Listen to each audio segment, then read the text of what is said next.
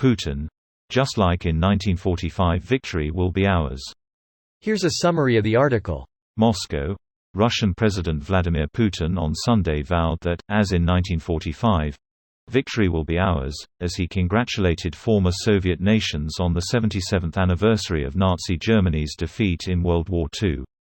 Today, our soldiers, as their ancestors, are fighting side by side to liberate their native land from the Nazi filth with the confidence that, as in 1945, victory will be ours, said Putin, who sent Russian troops into Ukraine in February. Today, it is our common duty to prevent the rebirth of Nazism, which caused so much suffering to the peoples of different countries, said Putin. Putin also made multiple references not just to soldiers but also civilians on the home front who smashed Nazism at the cost of countless sacrifices.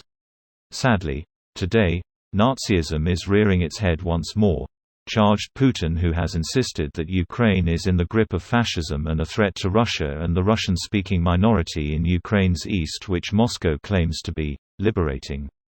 Our sacred duty is to hold back the ideological successes of those who were defeated in World War II, which Moscow dubs the Great Patriotic War, said Putin, as he urged Russians to take revenge.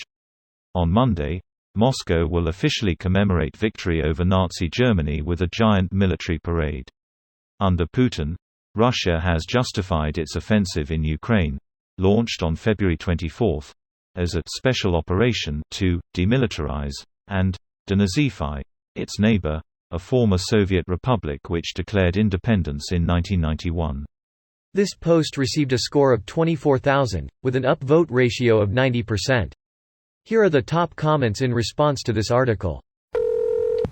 I love how the best argument he could come up with for winning this is, we won a war, under totally different conditions, 77 years ago, when I wasn't in charge, and we were the ones being invaded by a crazy, alienated dictator with no understanding of logistics or timing.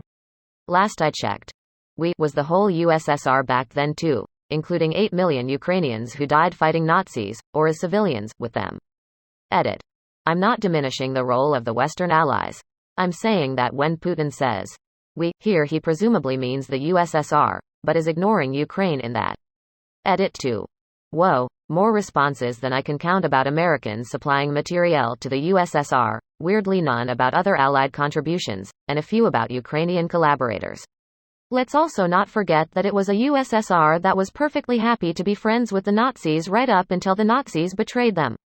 Poland remembers. Ironically, the USSR wanted to be friends with Britain first.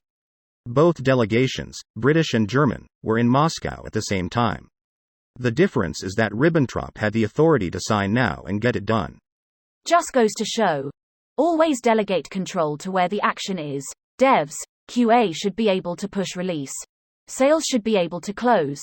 Negotiators should be able to close. And in this case, Ribbentrop had the advantage because he could sign.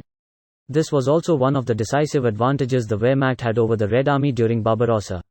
Whereas in the Red Army orders had to be issued from high-ranking officers and couldn't be modified without them, the Wehrmacht gave their NCOs far more room to interpret or even ignore, change their orders if they thought it was beneficial.